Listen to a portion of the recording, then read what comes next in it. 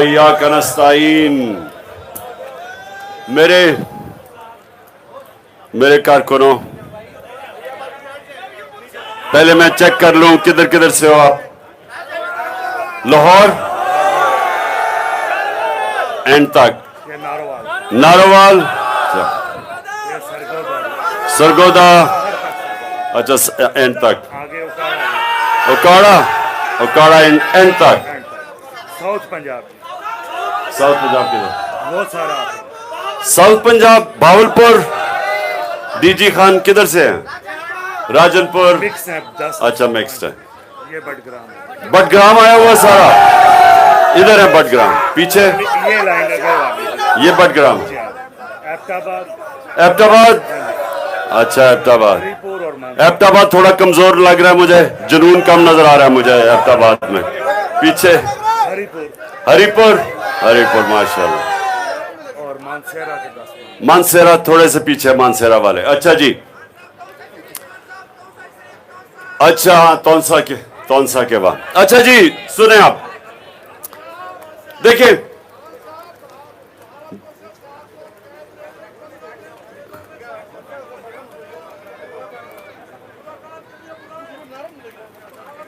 ठीक, भावलपुर के जो लोग जेलों में गए हैं,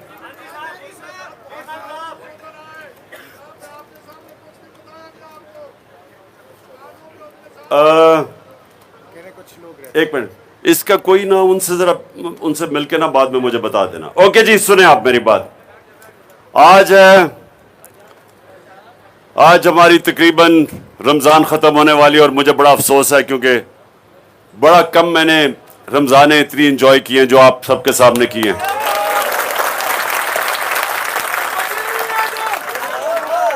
अच्छा अब रमजान बस, अच्छा बस मुर्शद, चले मैं मुर्शद की बाद में बात करूंगा। अब मेरी गौर से बात सुनो जरा साहब, जरूरी है आपके लिए। देखो मेरे कारकुनों, आप मेरे बच्चों की तरह हैं, इसलिए मैं चाहता हूं कि इस रमजान में मैं आपकी कम से कम इतनी तरबियत आपकी कर दूं कि इस रमजान के बाद मेरे कारकुन जो हो वो सारे पाकिस्तान में पहचाने जाएं कि ये हैं तहरीक इंसाफ के कारकुन। और वो कैसा होगा? वो कैसे होगा? वो ऐसे होगा जितना आप इस नौजवान ने ऐसा जबरदस्त इसने हम पढ़ी है, जितना आप अल्लाह के करीब जाते रहेंगे आपकी परवाज ऊपर होती जाएगी। जितना आप अपने नबी सल्लल्लाहु अलैहि वसल्लम से इश्क करेंगे और उसकी रास्ते पे चलेंगे, आपका अजमत का सितारा ऊपर जाना शुरू हो जाएगा। ये याद रखें, हर इंसान के अंदर, हम हर सब में अल्लाह ने सलाहियत दी है कि हम जो चाहते हम बन सकते हैं। ये बड़ा जरूरी है आपकी चीज समझना।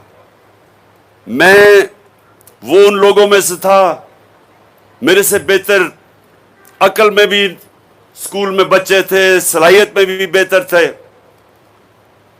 लेकिन मैं उनसे आगे क्यों निकला मैं अब जरा आपको बताना चाहता हूं। और वही चीजें आपने अपनानी है। मैं आगे कैसे निकला? पहली चीज, बड़ा सोचा करो, बड़ी ख्वाब रखा करो। आप उतने ही बड़े हैं जितनी आपकी ख्वाब है। मसलन अगर मेरी ख्वाब सिर्फ क्लब क्रिकेटर बनने की है तो मैं टेस्ट क्रिकेटर नहीं बन सकता। बड़ी ख्वाब रखो, बड़ा सोचो।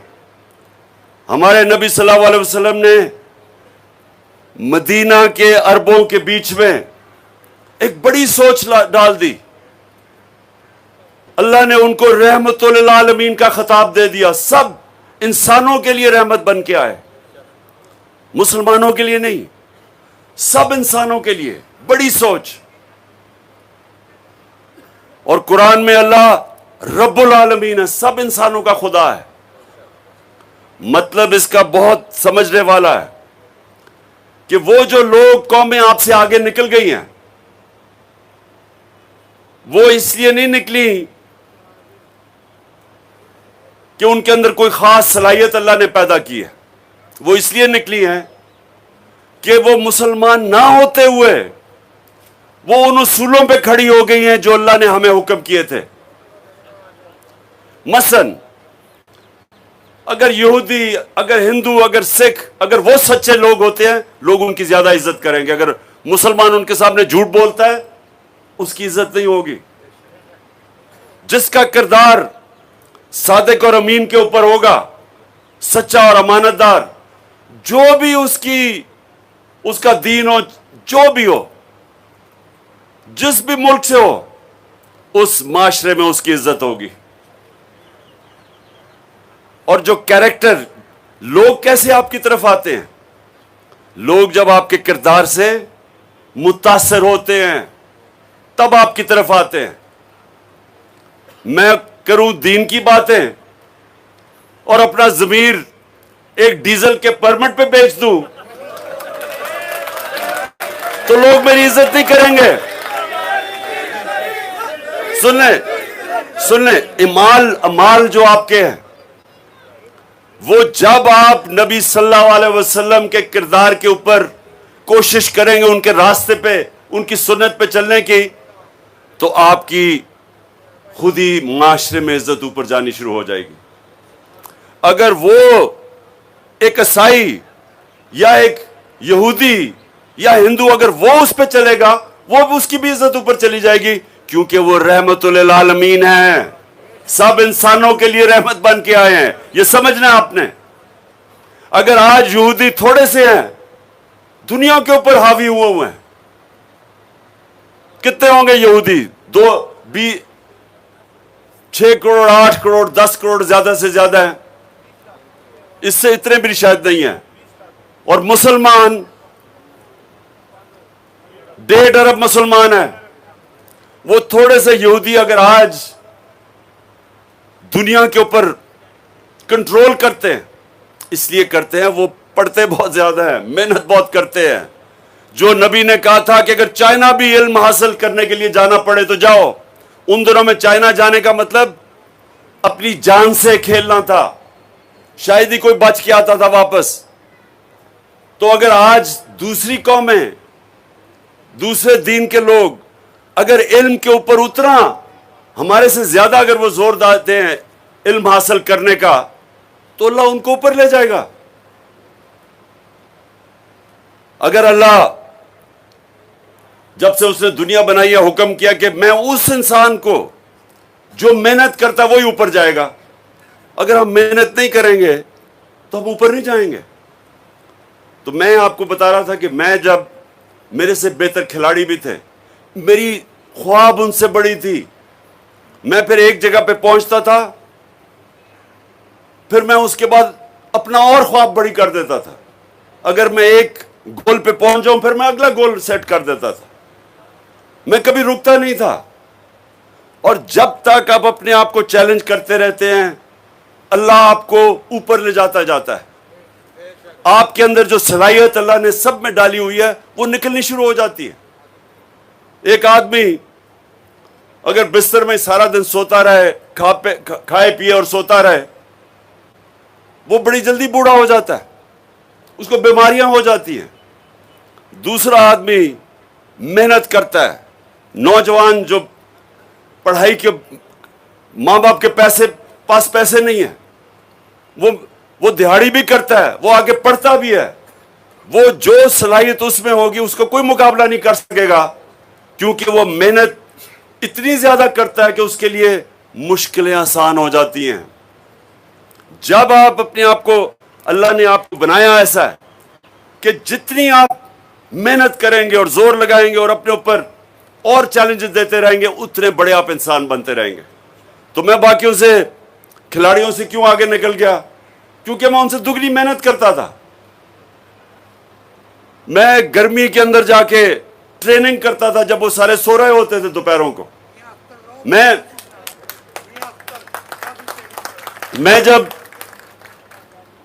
جب میں میچ کھیلتا تھا تو سارا جب بھی برا کرتا تھا اپنا جائزہ لیتا تھا, رجسٹر بنایا تھا, کیا غلطی کی میں نے. پھر میں پریکٹس نیٹ پہ جا کے اپنی غلطیاں دور کرتا تھا. جب لوگ نہیں محنت کرتے تھے, جسم کو اپنا تکڑا کرتا تھا, ایکسرسائز کرتا تھا باقیوں سے زیادہ, بلکہ ایکسرسائز میں نے پاکستانی ٹیم میں شروع کی تھی, اس سے پہلے کوئی ایکسرسائز ہی نہیں کرتا تھا. لیکن سنیں, اب میں آپ کو کیا کہہ رہا ہوں, آپ سب آپ جو چاہیں آپ بن سکتے ہیں, لیکن شرط یہ ہے کہ آپ پھر اس کے لیے محنت کریں. اور جب برا وقت آئے, یہ سب سے بڑا سمجھنے کی بات ہے, جب آپ دنیا میں اوپر جا رہے ہوتے ہیں, کوشش کر رہے ہوتے ہیں, بڑے بڑے جو آپ کے مقاصد ہوتے ہیں, کوئی بڑی خواب ہوتی ہے, جتنا آپ اوپر سوچتے ہیں اتنے ہی برے وقت آتے ہیں. یہ کبھی نہ سوچیں کہ پہلے جب بھی آپ کا بڑا مقصد ہوتا ہے آپ کو مشکل وقت سے گزرنا پڑتا ہے, اور کامیاب انسان وہ ہوتا ہے جو مشکل وقت کو سنبھالنا جانتا ہے کہ کیسے مشکل وقت میں نے کیسے نکلنا ہے. اور میں آپ کو بتاتا ہوں, میرے سے زیادہ آپ میں کسی نے مشکل وقت نہیں دیکھے. وہ کیا ہوتا ہے طریقہ نکلنے کا؟ پہلے عقل آپ میں, اللہ نے سب سے بڑا یہ جو آپ کی طاقت ہے وہ آپ کا ذہن ہے. پہلے سوچیں کہ یہ مشکل وقت کیوں آیا, میں نے کیا غلطیاں کی. آپ کو اپنی غلطیوں کا جائزہ لینے آنا چاہیے. جب آپ کو پتہ چلے گا یہ غلطی کی, پھر محنت کر کے اس کو دور کریں, اور پھر جب آپ کھڑے ہوں گے آپ پہلے سے بھی اوپر چلے جائیں گے. تو زندگی ایک سائیکل کا نام ہے, ایسے جاتی ہے اوپر, برا وقت نیچے آتا ہے. تو اللہ جب آپ کو کہتا ہے نا کہ میں ہر مشکل کے بعد آسانیاں پیدا کرتا ہوں, قرآن کی آیت ہے وَإِنَّ مَعَ الْعُسْرِ يُسْرًا إِنَّ مَعَ الْعُسْرِ يُسْرًا, کہ ہر مشکل کے بعد میں آسانیاں پیدا کرتا ہوں. کیونکہ وہ اس کے لیے جو ایمان رکھتا ہے, کہ جو پتہ ہے کہ مشکل وقت ہے اور میں محنت کر کے اسے نکلوں گا. تو جو سب سے بڑی مثال ہے وہ میرے نبی صلی اللہ علیہ وسلم کی ہے, کہ انہوں نے جب اللہ نے جب ان کو نبوت دی تو اس سے پہلے ان کی مشکل زندگی نہیں تھی. تاجر تھے, عزت تھی معاشرے میں, ہر مسئلے مسائل میں وہ ان کو کہتے تھے کہ ان کے پاس جاؤ ہمارے مسئلے حل کرنے کے لیے, کیونکہ ہم اللہ نے حکم دیا پیغام دینے کا. تو ہر قسم کی مشکلوں کا سامنا کرنا پڑا. جب ان کو طنز کیا ابو جہل نے, تو حضرت خدیجہ کے پاس جا کے دکھی تھے, آنسو تھے آنکھوں میں, کہ ایک ایماندار, امانت دار اور ایک عزت دار انسان کو کس طرح کوئی طنز کر سکتا ہے.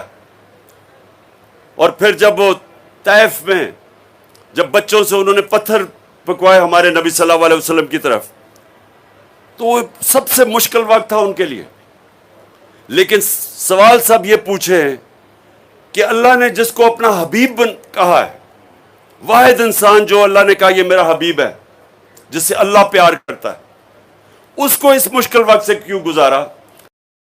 سب کو بتانے کے لیے کہ مشکل وقت کا سامنا جب کرتے ہیں, اگر اوپر جانا ہے تو جو اللہ نے اپنا حبیب, اور جس نے سب سے دنیا کی تاریخ میں کامیاب انسان, تو اس کو مشکل وقت سے اللہ نے اس لیے گزارا کہ مشکل وقت میں انسان تکڑا ہوتا ہے, طاقت اس میں تب آتی ہے.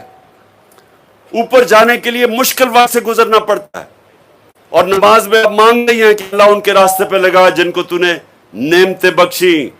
سب سے زیادہ نعمتیں اپنے حبیب کو بخشی اللہ نے, لیکن اللہ نے ہمیں دکھانے کے لیے کہ ان کی زندگی سے سیکھو کہ مشکل وقت سے ڈرتا نہیں ہے, مشکل وقت کا مقابلہ کرتے ہیں, سیکھتے ہیں. مشکل وقت آپ کو سکھاتا ہے. اچھے وقت میں جب ہم میچ جیتے تھے سارے تالیاں تولیاں بجاتے تھے اور کوئی یاد ہی نہیں کرتا تھا کہ غلطیاں کیا کی ہیں. جب آپ ہارتے ہیں تو سارے بیٹھ کے سوچتے ہیں کہ جی کیا غلطیاں کی, کیونکہ دنیا گالیاں نکال رہی ہوتی ہے, اور پھر اپنی غلطیوں کا جائزہ لیتے ہیں. اور جو اچھی ٹیمیں ہیں وہ اپنی غلطیوں کو دور کرتی ہیں اور پھر اوپر آتی ہیں. تو اس لیے اب سب کے لیے یہ وقت ہے, خاص وقت ہے سوچنے کا, صرف روزہ رکھنے کا نہیں, روزے میں سوچنے کا کہ وہ جو دنیا کا سب سے عظیم انسان تھا, ہم آج کیوں, ہماری قوم اتنے نیچے दुनिया में पीछे रह गई है, बेकारी बन गए हम, इज्जत नहीं है हमारी। हमें पूछना चाहिए अपने आप से, और आप जब ये पूछेंगे और सोचेंगे तो आपको एक चीज सामने आएगी कि जिसकी हम उम्मत हैं, उसने जो हमें कहा जिस रास्ते पे चलो, हम उस रास्ते से बहुत दूर चले गए हैं। ये आपको पता चलेगा कि ये वजह है कि आज हमारी मुल्क, हमारी दुनिया में इज्जत नहीं है। और जैसे जैसे हम अपना रास्ता बदलेंगे, और जो हम नमाज में मांगते हैं, अल्लाह वो रास्ते पे लगा जिनको तूने नेमतें बख्शी, जैसे हम उस रास्ते पे चलना शुरू होंगे, उसी तरह हमारी कौम ऊपर जानी शुरू हो जाएगी।